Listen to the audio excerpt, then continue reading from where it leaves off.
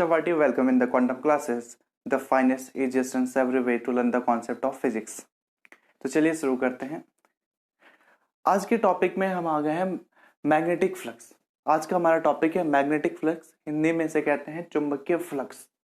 एक बेसिक सा कॉन्सेप्ट है, आपने पहले यूनिट में भी इस टॉपिक ये जो आपको फ्लक्स वाला जो वर्ड है ये पहले यूनिट में भी एक बार डिस्कस होता है।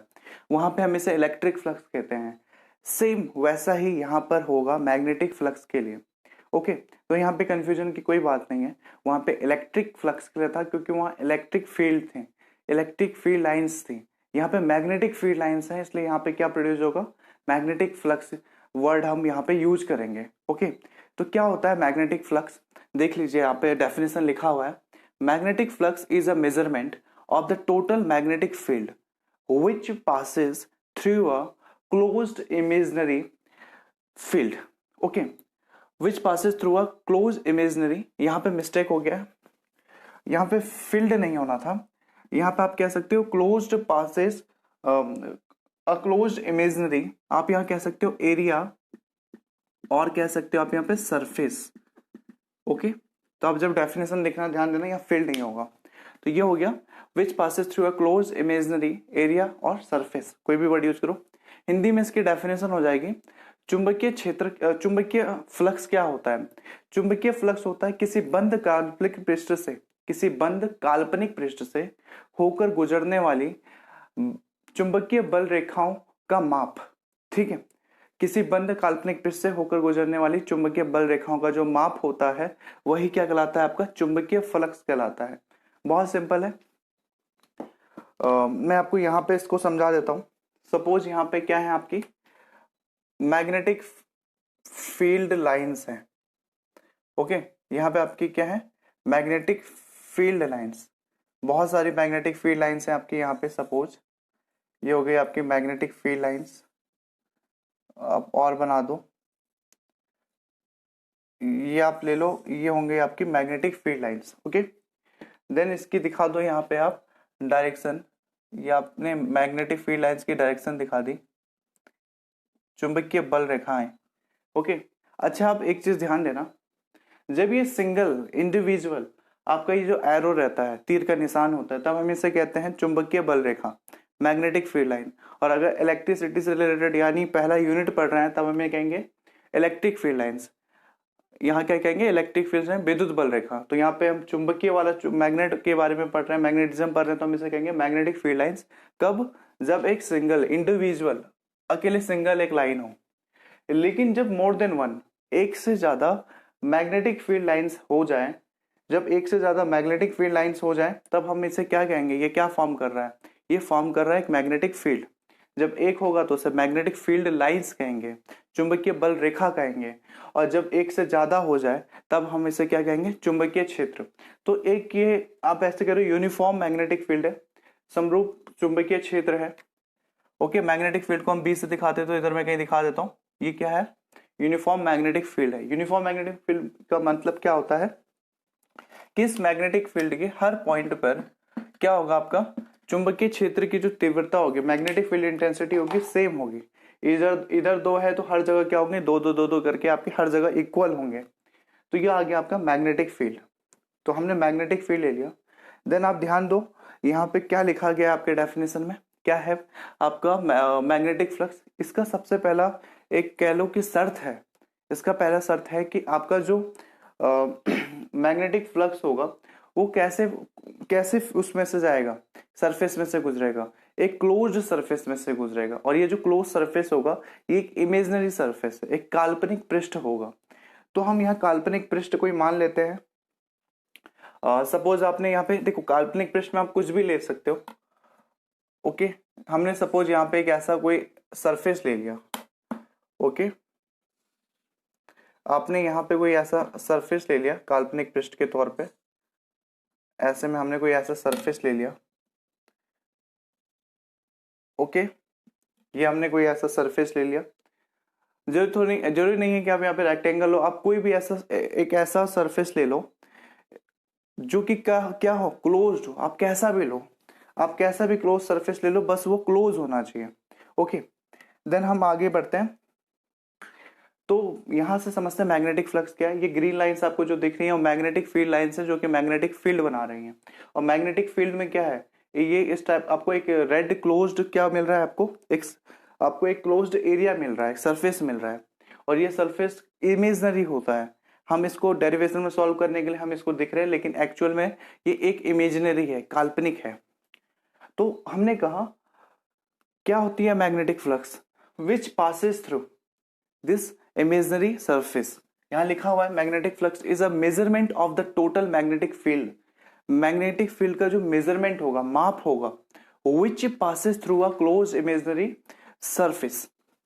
मतलब जो भी इमेजिनरी फील्ड जा रही हैं, जो इसके अंदर से, ये तो इतनी सारी इमेजिनरी फील्ड जा रही हैं, जो इमेजिनरी फील्ड जो मैग्नेटिक फील्ड लाइंस इस इमेजिनरी फील्ड से होकर गुजर रही हैं, उनकी जो माप होगी, मेजरमेंट होगी, उसी को हम क्या कहेंगे, मैग्नेटिक फ्लक्स। सिंपल है। अगर इन सिंपल वे में चलें तो यहाँ पे कितनी मैग्नेटिक फील्ड लाइंस है, 1 2 3 4 5 एंड 6। लेकिन कितनी मैग्नेटिक फील्ड लाइन उस सरफेस में से होकर गुजर रही है, उस क्लोज इमेजिनरी सरफेस में से होकर गुजर रही है। तो आप देख लो 1 2 3, देन ये तो नीचे है 3, अप्रोक्सीमेट 3 आपकी जो इमेजिनरी लाइन है, मैग्नेटिक फील्ड लाइन है, वो इससे होकर गुजर रही है। तो हम यहाँ क्या क्या कह सकते हैं, इसका मेजरमेंट कितना हुआ, 3 मैग्नेटिक फील्ड लाइन्स यहाँ से गुजर रही हैं। एक्चुअल में ये ऐसा नहीं होता, मैग्नेटिक फील्ड लाइन्स बहुत ज्यादा डेंस भी होती है। तो यहाँ प्रैक्टिकली अगर आपको समझना है तो आप ऐसे समझ सकते हो एज ए एग्जाम्पल। अब समझ में आ गया आपको मैग्नेटिक फ्लक्स क्या है। सिंपल है, मैग्नेटिक फील्ड है, यूनिफॉर्म मैग्नेटिक फील्ड है, हर जगह जिसकी मैग्नेटिक फील्ड इंटेंसिटी सेम हो, जिसमें आपका एक क्लोज्ड सरफेस है, एरिया है।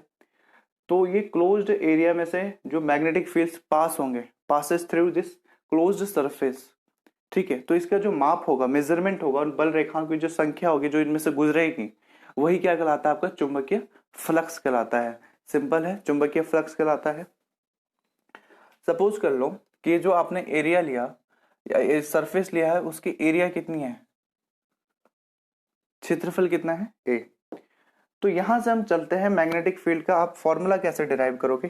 डिराइव क्या करना है, सिंपल होता है इसका फॉर्मूला मैग्नेटिक फ्लक्स का। मैग्नेटिक फ्लक्स को हम शो करते हैं, याद रखिएगा, यहां पे मैं लिख रहा हूं, मैग्नेटिक फ्लक्स को हम डिनोट करते हैं फाई से। आपने टॉपिक पहले भी पढ़ा है, फ्लक्स को किस से दिखाते हैं, फाई। इससे पहले आपका इलेक्ट्रिक फ्लक्स आया, तो इलेक्ट्रिक फ्लक्स को हम फाई ई से दिखाते थे। देन यहां मैग्नेटिक फ्लक्स है, तो मैग्नेटिक फ्लक्स को हम दिखाते हैं फाई बी। तो मैग्नेटिक फ्लक्स की वैल्यू कितनी हो जाएगी, ये हो जाएगी आपकी जितनी मैग्नेटिक फील्ड इंटेंसिटी है बी, जो सरफेस लिया गया है उसका area A, and cos theta, ये हो जाएगा B A cos theta. B magnetic field हो गया आपका, ए आपका area, and cos theta. Cos theta क्या हुआ, कॉस थीटा हो गया जो एंगल है किसके बीच का, आपका मैग्नेटिक फील्ड लाइंस और एरिया, जो आपने सरफेस लिया है, मैग्नेटिक फील्ड लाइंस और जो सरफेस का बीच का एंगल है। मैग्नेटिक फील्ड सपोज ऐसे सामने पे जा रहा है एंड सरफेस आपका ऐसे में है, तो आपके बीच का जो एंगल बनेगा, इट मीन्स अगर मैं यहाँ पे समझाना चाहूँ तो ये आपके जैसे कि आप ले सकते हो यहाँ पे, यहाँ कहीं ले लो, ऐसे में मैग्नेटिक फील्ड लाइंस जा रही है, आपको दिख रहा है, और ये हल्का सा टेंड ऐसे झुका हुआ है, आप ऐसे ले सकते हो यहाँ पे। सपोज ये एक मैग्नेटिक फील्ड लाइंस यहाँ से भी होकर गुजरती, सपोज एक मैग्नेटिक फील्ड लाइन इधर से भी होकर अगर आगे गुजरती, तो यहाँ पे क्या हो गया, यहाँ हो जाएगा ये मैग्नेटिक फील्ड लाइन की डायरेक्शन, और देन ये हो गया आपका वो क्लोज्ड सरफेस की डायरेक्शन। तो इनके बीच जो एंगल क्रिएट होगा थीटा, वही है, क्या हो गया थीटा, बी और ए के बीच का जो एंगल है वही आपका हो गया कॉस थीटा। अच्छा, दूसरा एक क्वेश्चन होता है, इसे कॉस थीटा ही क्यों लिया, इसे साइन थीटा क्यों नहीं लिया, ये बी है साइन थीटा क्यों नहीं है, ये कॉस थीटा ही क्यों है। वो इसलिए क्योंकि कॉस की वैल्यू आपको पता है, आप क्या लिखते हो, कॉस इक्वल क्या होता है, कॉस थीटा इक्वल होता है, इसे क्या कहते हैं, कॉस थीटा इक्वल हो जाएगा आपका बेस अपॉन हाइपोटेनियस, आधार अपॉन कर्ण, ठीक है, आधार अपॉन कर्ण। तो इसके लिए बेस क्या है, इसके लिए बेस है ये मैग्नेटिक फील्ड लाइंस, और आपके लिए हाइपोटेनियस क्या है, कर्ण क्या है इसके लिए, ये आपकी एरिया। और आपका अगर ये लेते हैं आप सामने परपेंडिकुलर लेते हैं, लंब लेते हैं, तो लंब की वैल्यू तो हमें पता नहीं है यहाँ पे, क्योंकि हमें हाइपोटेनियस और आपका बेस ही पता है, तो इसीलिए हमने कॉस थीटा लिया, साइन थीटा नहीं लिया या टेन थीटा नहीं लिया, क्योंकि साइन थीटा और टेन थीटा में क्या आता, बेस आता, और बेस की वैल्यू हमें पता नहीं, हमें से हाइपोटेनियस और यहाँ पे क्या सॉरी हमें यहाँ पे परपेंडिकुलर की वैल्यू नहीं पता है, हमें यहाँ बेस और हाइपोटेनियस का पता है, इसलिए हमने सिर्फ कॉस थीटा लिया। तो सिंपली मैग्नेटिक फ्लक्स क्या हो गया, phi B equal B A cos theta.